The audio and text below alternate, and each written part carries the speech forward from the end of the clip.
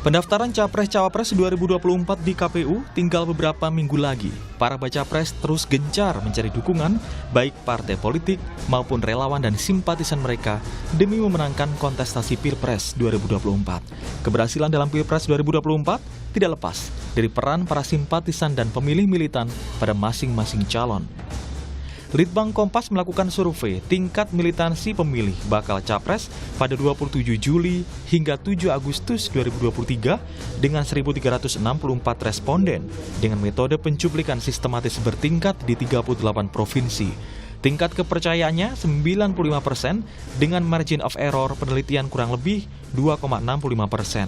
Survei ini dibiayai sepenuhnya oleh Harian Kompas. Hasilnya, tingkat militansi pemilih Anies Baswedan lebih tinggi dari dua baca pres lainnya, yakni 21,4%, Prabowo Subianto 18,3%, dan pemilih Ganjar Pranowo 15,1%. Sementara ketika ditanya, apakah Anda menyebarkan informasi untuk memengaruhi orang lain memilih capres pilihan Anda melalui media sosial, pemilih Anies menjawab iya mencapai 24,7%, dan yang tidak 75,3%. Pemilih Ganjar yang menjawab iya mencapai 15,9% dan tidak 84,1%. Sementara pemilih Prabowo 19,1% menjawab iya dan 80,9% menjawab tidak. Selain itu, untuk pertanyaan apakah simpatisan menghadiri acara-acara relawan baca pres, 23,2% pemilih Anies menjawab iya dan 76,8% menjawab tidak. Pemilih Ganjar 23,2% menjawab iya dan 76,8% menjawab tidak. Sedangkan pemilih Prabowo yang menjawab iya mencapai 25,4% dan yang tidak 74,6%. Ketika pertanyaan apakah simpatisan membujuk orang lain untuk memilih baca pres pilihan Anda, sebanyak 27,7% pemilih Anies menjawab iya dan 72,3% menjawab tidak. 15,3% pemilih Ganjar menjawab iya dan 84,7% menjawab tidak. Sedangkan 21,8% pemilih Prabowo menjawab iya dan 78,2% menjawab tidak. Untuk pertanyaan apakah Anda ikut memberikan donasi untuk kepentingan baca pres, simpatisan pemilih Anies 9,8% menjawab iya dan 90,2% menjawab tidak. Pemilih Ganjar yang menjawab iya mencapai 5,9% dan yang tidak 94,1%. Sedangkan 6,9% pemilih Prabowo menjawab iya dan 93,1% menjawab tidak. Militansi dari para simpatisan semestinya juga menjadi pemicu agar kontestasi digiring pada persaingan gagasan serta konsep nyata, bukan sekedar persaingan simpati dan impresi demi meraih kekuasaan dan memenangkan Pilpres 2024. Tim Liputan, Kompas TV. Saudara, tak bisa dimungkiri bahwa militansi simpatisan bakal Capres 2024 menjadi hal yang cukup penting untuk membantu memenangkan kontestasi Pilpres 2024. Hasil survei Litbang Kompas menyatakan tingkat militansi simpatisan pemilih baca pres Anies Baswedan lebih tinggi dibanding dengan dua baca pres lainnya. Bagaimana dengan analisis hasil survei ini? Kita akan membahasnya dengan Yohan Wahyu, peneliti Litbang Kompas, dan di segmen berikutnya nanti juga akan bergabung juru bicara PKS Pipin Sofyan, anggota Dewan Pembina Partai Gerindra Ande Rosiade, dan juga Ketua DPP PDIP Perjuangan atau PD Perjuangan, maksud kami Eriko Sotarduga. Selamat pagi, saya mau ke Mas Yohan Wahyu dulu untuk di segmen ini. Selamat pagi Mas Yohan. Selamat pagi Okta. Mas Yohan, ini survei Litbang Kompas menarik ya, membaca hanya 14,3% responden yang menjadikan pemilu ini sebagai ruang ekspresi atau mau aktif langsung gitu dalam pemilu. Sisanya bisa dikatakan masih cenderung pasif. Nah, ini apa artinya Mas? Karena ini kan sudah semakin mendekati 2024. Apakah Litbang Kompas ini melihat ada kesadaran atau awareness masyarakat pada pemilu ini masih rendah? Iya, ini kan kami ingin menggambarkan dan menggali ya, selain survei terkait elektabilitas secara umum, kita juga mengupas secara lebih dalam di masing-masing kelompok pemilih antara kelompok responden pemilihnya Pak Ganjar, Pak Prabowo, dan Pak Anies gitu ya. Kita uji dengan 4 pertanyaan terkait potensi mereka melibatkan diri dalam proses pemenangan capres pilihannya. Jadi kita mau menguji itu. Memang mayoritas ya, sekitar 85% lebih itu tidak begitu antusias ya untuk terlibat dalam proses pemenangan gitu ya. Meskipun mereka akan memilih, bukan berarti kemudian mereka tertarik untuk kemudian terlibat aktif untuk memenangkan. Ada 4 kategori yang kami turunkan di pertanyaan di survei itu, apakah pemilih ini akan bersedia memberikan informasi positif tentang capres pilihannya. Apakah pemilih ini akan turun ikut dalam acara-acara relawan misalnya ya. Apakah juga pemilih ini akan membujuk orang lain, pemilih yang lain yang belum memilih atau belum menentukan pilihan itu untuk mengikuti pilihannya. Dan terakhir, apakah mereka bersedia juga sampai memberikan donasi gitu ya untuk pemenangan capres pilihannya. Dan memang dari survei memang terlihat mayoritas itu tidak tertarik ya, antusias untuk melakukan itu. Hanya 14,3% yang kemudian cukup antusias mereka terlibat aktif dalam kerja-kerja pemenangan. Dari sini sih kelihatan bahwa mereka ini memang cenderung hanya sekedar pemilih ya, apa yang mereka tentukan untuk di Pilpres nanti, mereka sudah punya pilihan, tapi memang enggan untuk kemudian terlibat aktif dalam proses pemenangan. Nah, bagaimana 14,3% mereka yang bersedia dan antusias dalam proses pemenangan ini, ya mereka rata-rata aktif dan mereka memang lebih banyak bermain di sosial media gitu ya. Jadi kenapa misalnya kalau kita lihat begitu kontestasi Pilpres itu begitu riuh, begitu ramai, terutama di sosial media, padahal dalam konteks survei ini hanya 14,3% orang yang kemudian terlibat aktif ya karena kanal yang dipakai itu cukup efektif ya, mempengaruhi informasi, mempengaruhi banjir informasi, mempengaruhi opini orang. Karena memang sebagian besar kanal yang dipakai itu adalah sosial media. Artinya tidak butuh banyak orang juga untuk kemudian terlibat aktif di sosmed karena memang kanal itu sudah cukup efektif ya menjadi media penetrasi, media kampanye bagi calon presiden dan calon wakil presiden nanti. Jadi memang survei ini menangkap yang pertama, tidak banyak dari pemilih kita itu kemudian mau antusias untuk memperjuangkan kemenangan capres pilihannya, itu yang pertama. Yang kedua memang tidak banyak juga pemilih yang kemudian fokus untuk memberikan sumbangsi gitu ya, atau sesuatu yang bisa mereka sumbangkan untuk capres pilihannya. Jadi memang cenderung pasif gitu. Tapi memang kalau dibandingkan antara kelompok pemilih, responden pemilih antara Pak Prabowo, Pak Ganjar, dan Pak Anies, memang angka antusiasme atau militansi dalam konteks ini pemilih Pak Anies memang lebih besar gitu ya. Meskipun selisihnya juga tidak terlalu lebar gitu ya. Pak Anies misalnya 21,4%, Pak Ganjar itu di angka 15% dan Pak Prabowo di 18% gitu ya. Kalau kita gali lebih dalam, memang pemilih Pak Anies itu sebagian besar kelompok menengah atas dari segi ekonomi dan dari segi pendidikan gitu ya. Jadi mereka mungkin lebih aware, oh ternyata simpatisan partai itu juga perlu loh mendonasikan sebagian hartanya atau keperluan untuk mendukung keperluan pemenangan partai gitu ya. Sementara memang dalam konteks kelompok pemilih Pak Ganjar dan kelompok pemilih Pak Prabowo memang dari kelompok menengah atas dan secara ekonomi maupun pendidikan ini memang seperlimanya gitu. Ini memang lebih kecil dibandingkan kelompok pemilih Pak Anies gitu ya.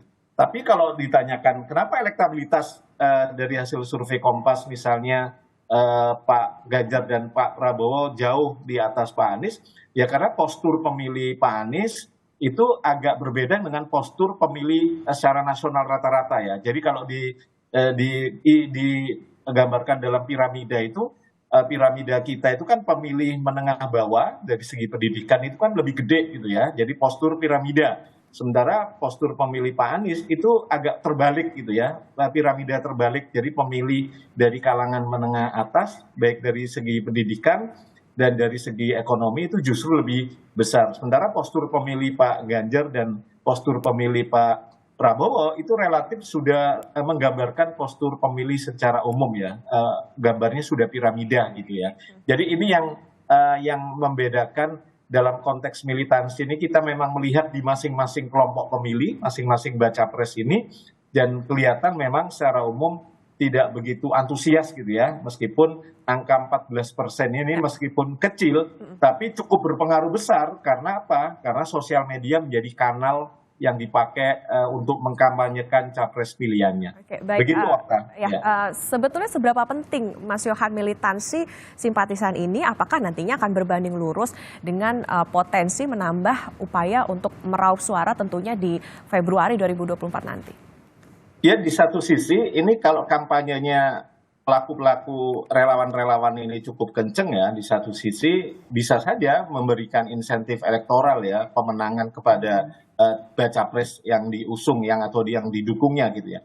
Tapi di sisi yang lain kalau memang penetrasinya tidak begitu kenceng, hanya kelompok-kelompok tertentu saja, saya pikir tidak akan berdampak cukup luas, karena seperti yang saya bilang tadi, 14% ini adalah kelompok menengah atas, berpendidikan menengah atas, baik secara ekonomi maupun pendidikan. Ya, mereka perlu kemudian mengkampanyekan baca pres pilihannya ini ke sasaran-sasaran sesuai dengan postur pemilih secara nasional ya, yang notabene pemilih-pemilih menengah bawah dari segi pendidikan dan dari segi ekonomi itu juga menjadi sasaran. Jadi memang ini kan ibarat kata memang bukan barisan ya, ini kerumunan ya, orang-orang yang simpati, orang-orang yang militan, yang bukan berarti tim sukses ya. Mereka ini adalah simpatisan pemilih yang bersedia mengkampanyekan baca pres pilihannya sesuai dengan caranya mereka masing-masing. Ini kan tidak dikelola secara sistematis ya oleh tim pemenangan dari baca pres. Tapi ini kita melihat ada antusiasme dari masing-masing pemilih baca pres ini yang bersedia untuk kemudian mengkampanyekan secara kesadaran mereka sendiri, tanpa diminta, tanpa dipaksa. Mereka kesadaran mereka sendiri untuk kemudian melibatkan diri dalam proses membantu pemenangan baca pres pilihannya. Selama ini dikelola masih tidak sistematis, hanya berdiri sendiri, ya sebenarnya ini hanya berpengaruh di tataran kelas menengah atas ya, terutama karena memang mereka lebih banyak bermain di sosial media. Tapi kalau ini dikelola secara sistematis, kemudian berkomunikasi, bersinergi dengan cara kerja-kerja agenda-agenda tim pemenangan secara resmi, saya pikir bisa saja ini akan memberikan insentif elektoral ya. Setidaknya pasti ketika secara sistematis kan ada bacaan secara sistematis ya, mana kelompok-kelompok segmen-segmen pemilih yang masih lemah, mana yang sudah kuat, daerah wilayah mana yang sudah lemah dan masih kuat. Dan secara sistematis itu tentu di tim pemenangan sudah membaca itu. Sementara kelompok pemilih yang antusias ini kan sebenarnya mereka tidak punya pola yang cukup baku ya. Mereka hanya kemudian memberanikan diri, bersedia volunteer gitu ya, menjadi relawan secara sukarela. Mereka aksesnya sosial media, ya sudah mereka berkampanye melalui sosial media saja. Jadi antusiasme ini tentu positif ya bagi partisipasi politik kita secara umum, bahwa berpartisipasi di pemilu itu tidak sekedar menggunakan hak pilih pada hari pemungutan suara nanti, tapi juga mereka melibatkan diri dalam proses campaign, dalam proses mengkampanyekan capres pilihannya. Tentu semangatnya tentu positif campaign ya, masing-masing pemilih mengkampanyekan hal yang positif bagi capres yang dia dukung, yang lain juga demikian seperti itu. Yang diuntungkan tentu pemilih kita secara umum. Jadi memilih yang dari yang baik-baik, yang terbaik dari yang baik ya, tidak lagi black campaign, apalagi negatif campaign gitu ya. Saya pikir ini antusiasme ini perlu dimaknai sebagai sesuatu yang positif, karena sebagian pemilih kita tidak sekedar berpartisipasi di pemilu loh, tapi mereka cukup antusias melibatkan diri dalam proses kampanye gitu. Oke, baik Mas Yohan Wahyu, terima kasih atas perbincangannya pagi hari ini, menarik sekali. Artinya memang tingkat militansi simpatisan ini sebetulnya berpotensi untuk bisa jadi ceruk suara begitu ya, bagi para parpol maupun juga capres ataupun nantinya ketika akan ada cawapres gitu, karena sampai sekarang belum ada nih yang mengumumkan siapa cawapresnya buat para baca pres ini. Terima kasih sekali lagi Mas Yohan Wahyu, peneliti Litbang Kompas. Sehat selalu Mas. Terima kasih masih bersama kami di Sapa Indonesia Pagi. Dan pagi ini saudara juga sudah bergabung juru bicara PKS, ada Kang Pipin Sofyan, kemudian anggota Dewan Pembina Partai Gerindra, Bang Andre Rosiade, dan juga Ketua DPP PDI Perjuangan Eriko Sotarduga. Selamat pagi Bapak-Bapak, ini semangat sekali pagi-pagi ya. Selamat pagi, Assalamualaikum. Waalaikumsalam warahmatullahi wabarakatuh. Saya mau Selamat pagi, ke... Bang Eriko. Selamat Yes. pagi. Selamat semua, Bapak. Baik, saya mau ke Kang Pipin dulu nih. Kang Pipin, menarik nih. Tanggapannya dong hasil survei di Litbang Kompas, ternyata baca pres yang didukung oleh PKS nih Pak Anies Baswedan ternyata paling tinggi militansi simpatisannya, bahkan mencapai 21,3%. Seperti apa tanggapannya?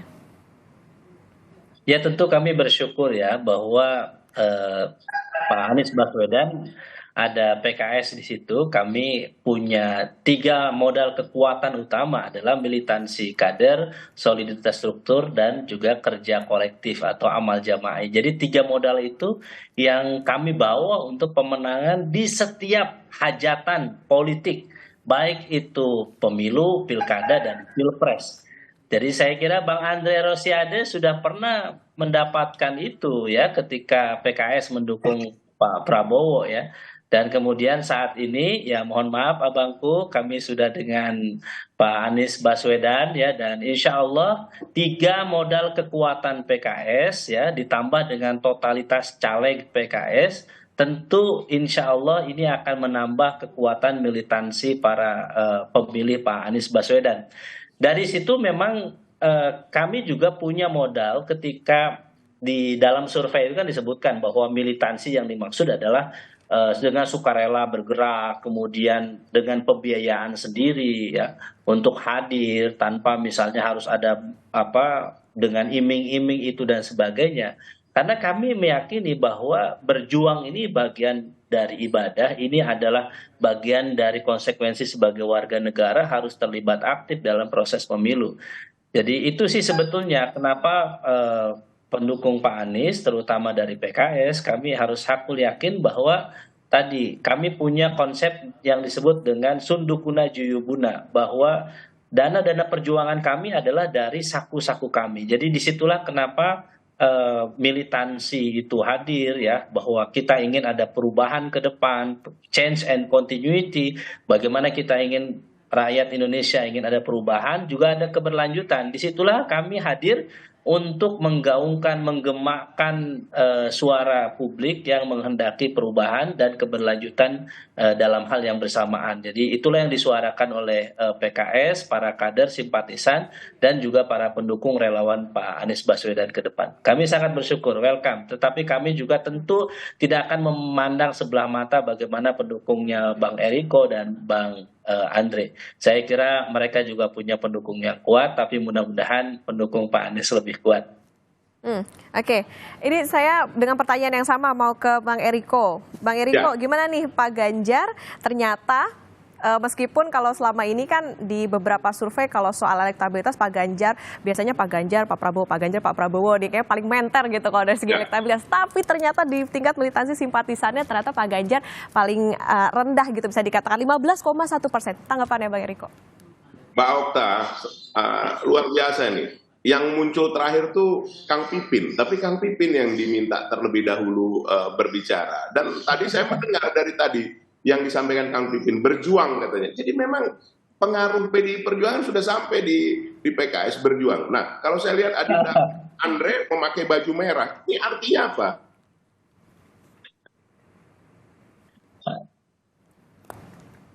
Oke, Bang Eriko. Sinyalnya tuh, sinyal. Oh ya, oke, Bang. Sepertinya ini ada. Oke, berarti kita tahan dulu dari Bang Eriko. Kita akan ke Bang Andre dulu, Bang Andre. Untuk survei militansi simpatisan untuk Pak Prabowo 18,3, tanggapannya? Ya, betul. Jadi Bang Eriko masih bicara itu, Mbak Okta, kasih senior dulu. Iya. Oke, Bang Eriko sudah terhubung kan? Ya. Oke, siap. Bang Eriko silakan. Soal militansi ini kami juga harus jujur mengakui bahwa memang pemilih Ganjar itu pemilih yang rasional. Harus jujur kita sampaikan dalam hal ini. Kenapa rasionalnya, Mbak? Waktunya masih cukup lama. Tadi sudah disampaikan juga. Calon wakil presiden belum ada. Kemudian juga apa? Dalam hal ini ada satu kesimpulan. Jadi kami mengambil 3 kesimpulan. Pertama, pemilih Ganjar ada rasional. Yang kedua, bahwa waktunya masih lama. Yang ketiga, apa? Dalam hal ini yang paling utama, bahwa mereka mau melihat bagaimana nanti calon presiden dan wakil presiden bertemu mereka langsung. Bukan dengan wacana-wacana saja, tetapi langsung ada di tempat. Memang tidak mungkin lah katakan calon presiden, wakil presiden bisa keliling seluruh Indonesia, bertemu seluruh rakyat Indonesia. Tapi kan sekarang teknologi ada. Mereka mau tahu ide originalitas apa yang ada dalam calon presiden maupun wakil presiden. Visi misinya seperti apa. Nah, keberlanjutannya seperti apa. Kalau Kang Pipin tadi kan, ya walaupun ada keberlanjutan, tapi kan perubahan. Nah, 82% masyarakat Indonesia puas dengan yang disampaikan Bapak Presiden Joko Widodo dan juga prestasinya. Nah, keberlanjutan yang seperti apa? Yang bagaimana? Kalau Mas Ganjar menyampaikannya secara langsung, Mbak Okta, kita sekarang tidak bisa lagi bicara makro saja, sekedar begitu. Bahwa beliau menyampaikan nano targeting. Jadi artinya target yang langsung menjurus kepada apa sebenarnya yang dibutuhkan oleh masyarakat Indonesia, terutama masyarakat kita yang masih belum sejahtera. Itu penting sekali. Ya, ini meminjam Partai Keadilan Sejahtera, tapi belum sejahtera, itu kenyataan yang ada mayoritas masyarakat Indonesia. Jadi Mbak Okta, ini sangat rasional apa yang disampaikan oleh survei Kompas, dan kami sangat mengapresiasi apa yang jadi kami melihat ini, menilai ini menambah semangat kita bahwa apa yang disampaikan Ibu Ketua Umum, kita harus turun door to door, ketuk rumah di depan, samping kiri, samping kanan, dan di belakang. Begitu juga siapa saja kita harus sapa. Sama seperti Sapa Indonesia Pagi ini, kita harus menyapa mereka, bertemu mereka, berbicara secara langsung apa yang akan dilakukan Mas Ganjar dan nanti calon wakil presiden. Itu dari kami, Mbak Okta. Kami yakin waktu ini masih cukup panjang sampai nanti pada waktunya di hari H. Seperti itu. Baik, silakan Bang Andre. Ya, terima kasih Okta. Terima kasih Bang Eriko dan Kang Pipin. Jadi tentu sekali lagi apapun hasil survei Litbang Kompas ini tentu menjadi masukan dan bahan evaluasi bagi kami, sehingga ke depan tentu harapannya ya militansi para pendukung Pak Prabowo tentu akan bertambah. Apalagi Pipin sempat menyinggung bagaimana PKS dulu bersama kami sekutu dan segajah, dan alhamdulillah PKS menikmati kenaikan 11 kursi waktu mendukung Pak Prabowo. Ingat Pipin, betapa beruntungnya dan berkahnya PKS mendukung Pak Prabowo di 2019. Naik 11 kursi DPR RI waktu itu. Partai Gerindra hanya naik 5 kursi DPR RI. PKS saya izin respon, Ya nanti, nggak apa-apa silahkan. Jadi itu yang ingin saya sampaikan. Jadi ini menjadi bahan evaluasi dan masukan bagi kami, sehingga nanti kami sebagai tim pendukung Pak Prabowo ya akan bekerja lebih keras. Dan alhamdulillah saat ini koalisi semakin solid. Bagaimana Golkar, Ketua Umum Partai Golkar, Pak Erlangga sudah membuat surat instruksi kepada seluruh kader Golkar untuk bekerja keras memenangkan Pak Prabowo. Alhamdulillah kami patut syukuri bahwa Pak Erlangga dan seluruh kader Partai Golkar serius bekerja untuk menangkan Pak Prabowo. Kami ucapkan terima kasih. Lalu kita melihat bagaimana kemarin malam Bang Zul Has, Ketua Umum PAN, memberikan dukungan dan Bang Andre? Ini sudah dapat nama baru ya, koalisi kami sudah dapat nama baru, namanya Koalisi Indonesia Maju. Yang jelas Koalisi Indonesia Maju ini mempunyai program meneruskan program-program pembangunan Pak Jokowi. Ini mungkin berbeda dengan Mas Pipin ya, Kang Pipin yang jelas antitesasnya Pak Jokowi. Kalau kami bagian melanjutkan pemerintahan Pak Jokowi. Jadi sehingga kesimpulannya apa? Pemerintahan Pak Prabowo 2024-2029 nanti insya Allah kalau diberikan mandat oleh rakyat merupakan keberlanjutan pemerintahan Pak Jokowi sebelumnya. Ini bedanya kami Pak Prabowo dengan kubunya Kang Pipin yang antitesesnya Pak Jokowi. Nah, lalu apa yang akan kita lakukan? Tentu selain menjadikan bahan evaluasi, ini kita harus lakukan kerja-kerja nyata di lapangan. Nah, saya contohnya Okta, melihat hasil survei Litbang Kompas ini, insya Allah pekan depan selama 1 minggu, saya akan berkeliling di Sumatera Barat, daerah pemilihan saya, dan juga sebagai tanggung jawab saya sebagai Ketua DPD Gerindra Sumatera Barat, kita akan berkeliling. Dan saya rasa Ketua Harian sudah memberikan instruksi kepada seluruh kader Gerindra yang ada di seluruh Indonesia untuk bekerja lebih keras lagi. Jadi sekali lagi, masukan survei Litbang Kompas ini menjadi bahan evaluasi yang sangat berarti bagi kami. Kami ucapkan terima kasih dan kita harapkan Litbang Kompas terus melakukan survei-survei yang terukur sehingga ini bisa menjadi masukan kita ya Bang Eriko dan juga Kang Pipin. Sehingga nanti demokrasi semakin lebih sehat dan juga kompetisi semakin lebih sehat sehingga 14 Februari nanti kita jadikan 14 Februari merupakan hari kendurinya demokrasi. Rakyat akan datang secara riang gembira ke TPS dengan semangatnya tentu. Baik, siap Bang Andre. Tadi Kang Pipin katanya mau nanggepin nih, soalnya kayaknya Bang Andre kalau kata lagu terjebak nostalgia nih ya Kang ya. Gimana Kang? Mbak Okta, bisa saja mungkin nanti Kang Pipin tiba-tiba bergabung juga ya Bung Andre ya. Ada yang tidak mungkin dalam hal ini. Bisa, tahan dulu bisa Eriko. Bang Eriko. Kang Pipin, silakan Kang Pipin. Apalagi tawaran dari saya Bang begini. Said itu. Tahadus bin nikmah ya. Jadi kami bersyukur pada era itu memang kami harus akui calon terbaik waktu itu yang kami dukung adalah Pak Prabowo. Jadi dan saya kira kami harus mensyukuri itu dan tapi yang kedua kami harus sampaikan Bang Andre ya bahwa ini kita juga standarnya Litbang Kompas nih yang kita diskusikan. Jadi ketika setelah pemilu berlangsung ya, waktu itu saya ingat betul Litbang Kompas mengeluarkan hasil surveinya. Kenapa pemilih PKS naik? Ternyata yang disebutkan hasil dari survei itu mayoritas memilih PKS kenapa naik karena program kampanye PKS yaitu penghapusan pajak STNK motor, kemudian yang kedua adalah memberlakukan SIM seumur hidup. Dan yang ketiga memberlakukan undang-undang perlindungan simbol dan tokoh agama.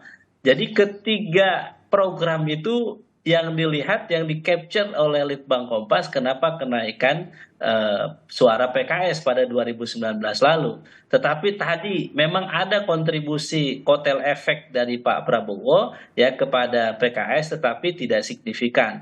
Tapi tentu kami harus menyampaikan rasa syukur terima kasih ya kemarin kita sudah mendukung Pak Prabowo dan saat ini misalnya kita ada berbeda, kita saling menghormati, ini modal penting bagi demokrasi kita. Saya sama Bang Andre berteman, sama Bang Eriko berteman, kita berbeda pilihan, tetapi kita saling menghargai. Bisa jadi ya nanti ketika masuk ke putaran kedua ya misalnya Bang Andre gabung dengan kami Pak Anies Baswedan misalnya, atau bisa jadi Bang Eriko ya, tetapi kami tidak mau ujub takabur, kita jalani proses ini dengan sebaik-baiknya, kita kompetisi dengan sehat. Dan kami harus yakinkan ini banyak penonton yang hadir, terutama para penonton Pak Anies atau para penonton dari yang masih ragu, maka insya Allah kami PKS saat ini sudah menentukan pilihan dengan capres terbaik yang saat ini kita miliki. Dan kenapa tadi katakan bahwa kenapa militansi para pemilih Pak Anies itu naik? Karena kami melihat sosoknya, bahwa sosok Pak Anies adalah sosok yang terbaik, ya sosok yang cerdas, kemudian bisa menyatukan. Beliau punya prinsip keadilan untuk kebijakan ke depan, berhasil memimpin DKI Jakarta kemarin, ya selama 5 tahun, komitmennya jelas dalam kepemimpinan. Saya kira itulah yang melahirkan kenapa banyak para pemilih Pak Anies tanpa harus dibayar, mereka datang door to door, masuk ke rumah-rumah, kemudian di medsos mereka juga aktif tanpa harus dibayar, dan yang terakhir, mereka sudah mengumpulkan diri untuk menjadi saksi-saksi di TPS. Untuk memastikan apa? Agar kemenangan hakiki demokrasi bisa tercapai dan insya Allah Pak Anies Baswedan mudah-mudahan menjadi presiden di 2024 nanti. Oke. Kang Pipin, ini yang juga menarik adalah soal sebetulnya kategori mana sih yang menurut PKS maupun juga koalisi perubahan ini menjadi mereka yang akan militan gitu. Kalau koreksi kalau saya salah, saya pernah liputan nih, mereka ini mendukung Pak Anies tapi dari segi emak-emak. Nah, apakah sebetulnya sejauh itu gitu maksudnya untuk memakai strategi misalnya pakai kekuatan emak-emak, mungkin mereka bisa di tempat pengajian atau di keluarganya, di tingkat keluarga, atau seperti apa sebetulnya strategi dari PKS maupun koalisi perubahan ini untuk bisa menanamkan di akar rumputnya?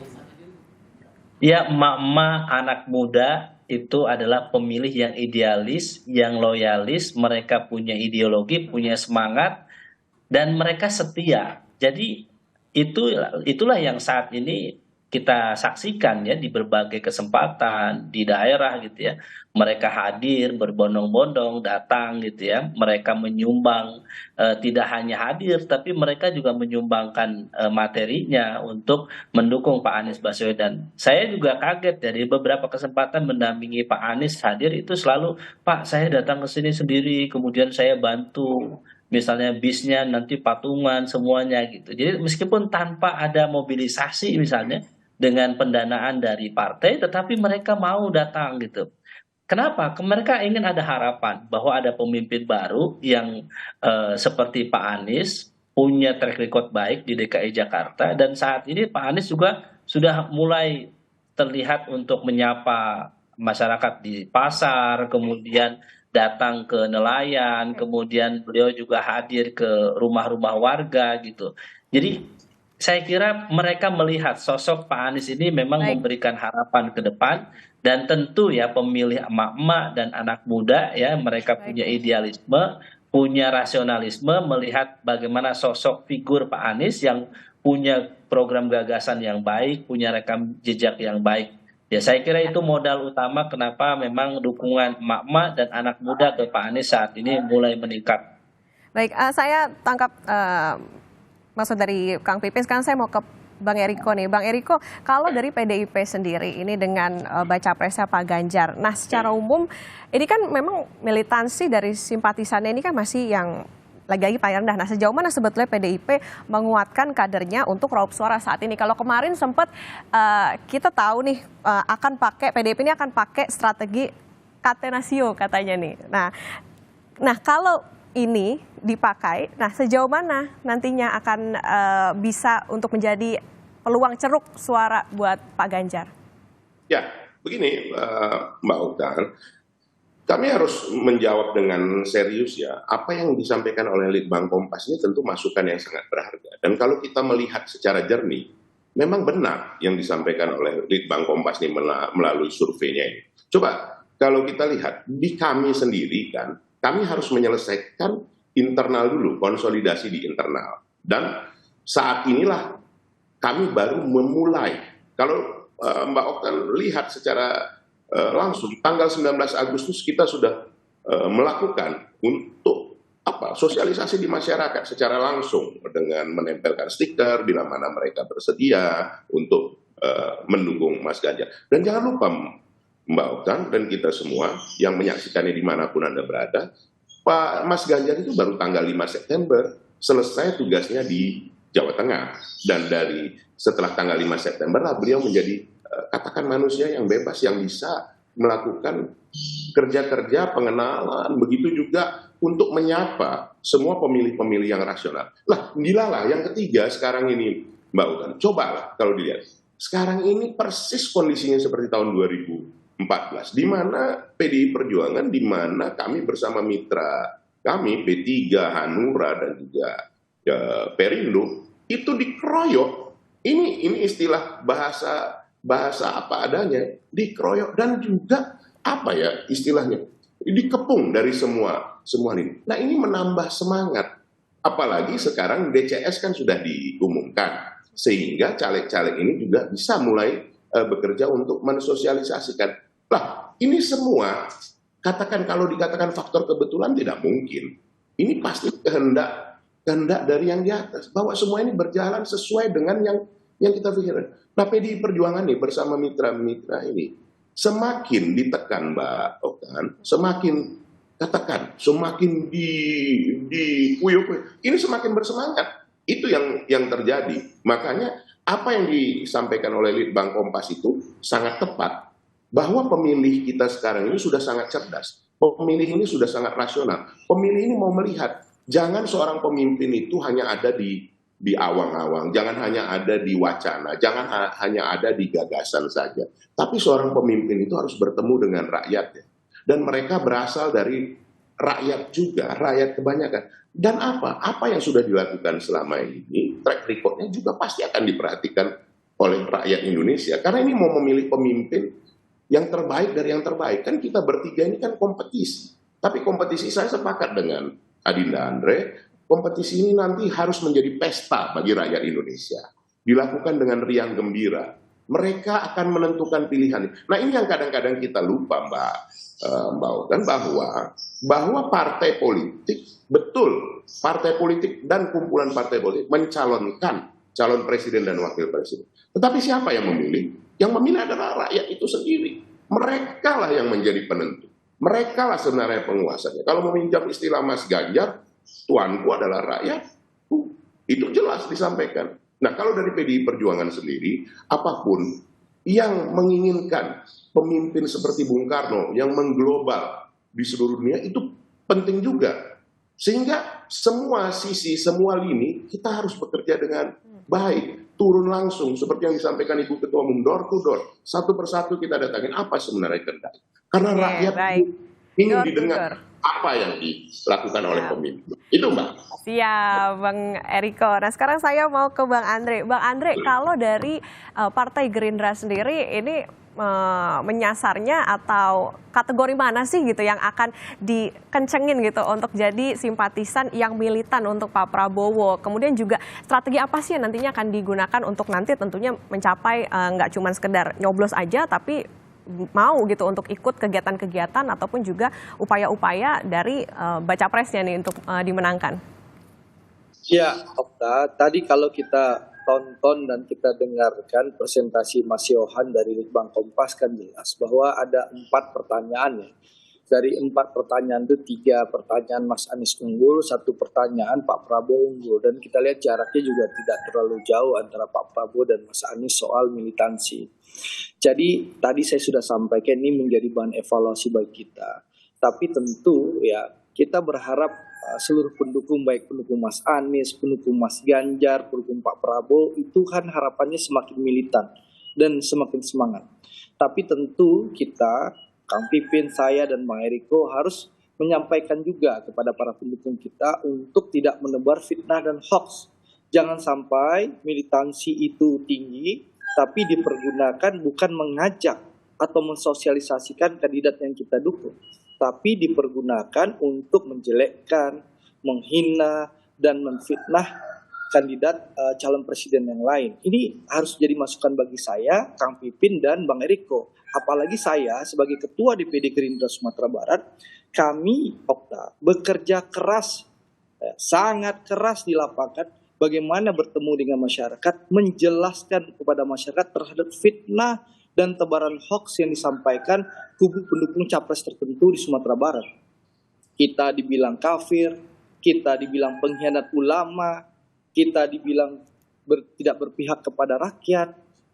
Ini kita jelaskan kepada masyarakat. Kita datangi masyarakat dari kampung ke kampung, dari RW ke RW, dari RT ke RT, dari rumah ke rumah. Kader-kader Gerindra berdialog dan menjelaskan. Alhamdulillah ya, survei indikator Juli 2023 yang lalu ya, Pak Prabowo sempat tertinggal 15% dengan capres tertentu ya. Setelah kita jelaskan kepada masyarakat, kita tepis hoax, kita jawab fitnah, alhamdulillah masyarakat mengerti dan memahami. Sekarang Pak Prabowo kembali unggul di Sumatera Barat. Nah, segmen apa yang kita akan sasar? Tentu seluruh segmen.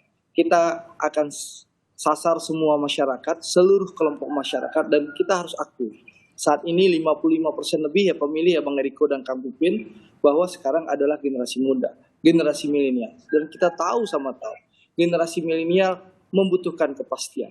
Dan kita tahu pemimpin mana yang bisa memberikan kepastian. Yakni Pak Prabowo Subianto. Makanya itulah alasannya Mas Budiman Sujatmiko memilih Pak Prabowo. Karena Pak Prabowo pemimpin yang strategis, yang bisa mengangkat harkat dan martabat rakyat untuk lebih maju dan melanjutkan kepemimpinan Pak Jokowi. Seperti itu. Oke Bang Andre, kami tangkap Bang Andre, dan rasanya kita semua akan setuju ya, begitupun juga para baca pres maupun nantinya juga para bacawa pres, bahwa jangan sampai militansi ini justru dimanfaatkan untuk hal-hal yang negatif, tapi seharusnya militansi ini juga untuk menjaga pemilu ini agar tetap damai dan juga tetap aman nyaman. Terima kasih Bapak-bapak. Nanti lain waktu kita ngobrol lagi ya. Terima kasih Okta. Yang paling penting, Mbak Eriko.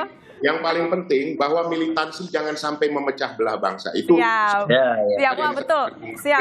Setuju dengan Bang Eriko, jangan sampai pemimpin yang benar, yang tidak boleh melanggar HAM. Itu yang juga disampaikan oleh. Baik, siap. Setuju dengan Kang Pipin, dengan Bang Andre dan juga Bang Eriko. Merangkul dan mempersatukan, bukan memfitnah. Nah, itu betul itu. Oke, ya Bang Andre, Bang Eriko. Terima kasih. Baik, Kang Pipin, nanti kita lanjut lagi di lain waktu ya Bapak-bapak. Kita ngobrol lagi ya soal ini. Terima kasih sekali lagi untuk Kang Pipin, Bang Andre dan juga Bang Eriko. Sehat selalu, sampai ketemu di kesempatan lain.